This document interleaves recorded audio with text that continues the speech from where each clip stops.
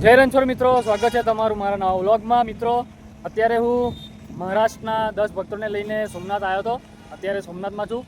તો સોમનાથમાં આપણું ઇસ્કોનનું બહુ જોરદાર સત્સંગ કેન્દ્ર છે. ઇસ્કોન સોમનાથ તમને આજે હું બતાડીશ મારા આ વ્લોગમાં. તો તમે જોઈ શકો છો, આ સામે છે ઇસ્કોન. આપણી ગાડી થઈ પડી છે, તમે જોઈ શકો છો. તો અહીંથી અંદર જવાનું છે. આ અંદર જવાનો રસ્તો છે, તમે જોઈ શકો છો. હરી હરી હરી હરી હરી. તો આ રીતે રામેશ્વર ભવન, ઇસ્કોન સોમનાથ.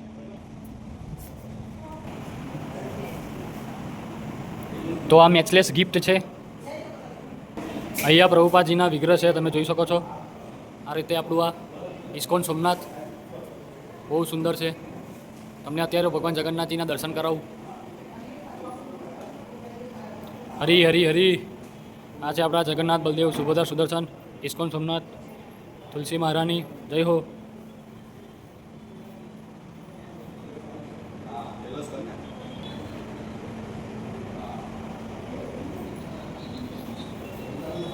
હરે કૃષ્ણ કૃષ્ણ કૃષ્ણ હરે હરે, હરે રામ રામ રામ હરે હરે.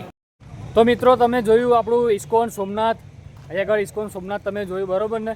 તો અત્યારે આ મંદિર છે ઇસ્કોનનું, અને અત્યારે હું જઈ રહ્યો છું ગેસ્ટ હાઉસ છે.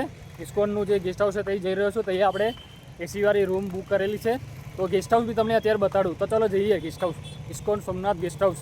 મિત્રો, તમે સામે જોઈ રહ્યા છો, આ છે આપણું ઇસ્કોનનું ગેસ્ટ હાઉસ. બહુ સુંદર છે. અહીંયા એસીવાળી રૂમ છે. તમને અંદરનો પણ નજારો બતાડું. તો આ રીતે છે આપણું ઇસ્કોનનું ગેસ્ટ હાઉસ. જય હો. તમને અત્યારે અંદર પણ બતાડું.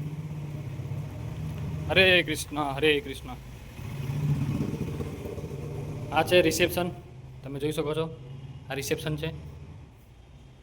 આ બધી રૂમો છે. આ 3 ને 4 નંબરની રૂમ આપણે રાખી છે.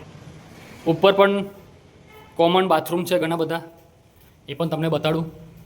ઉપર જનરલ બાથરૂમ છે બધા, ઘણા બધા તમને બતાડું. 1 2 3 4 5 6. આ રીતે આપણું ઇસ્કોન સોમનાથનું આ બધા બાથરૂમ છે, તમે જોઈ શકો છો. હરી હરી હરી, ઇસ્કોન સોમનાથ. જય હો. તમને અત્યારે રૂમ બતાવો, રૂમ કેવી છે.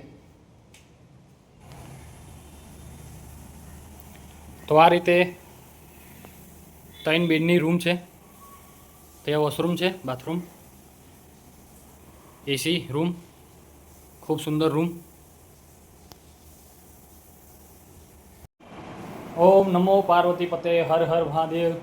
તો આપણે સોમનાથમાં છીએ, ઇસ્કોનમાં રોકાયા છીએ.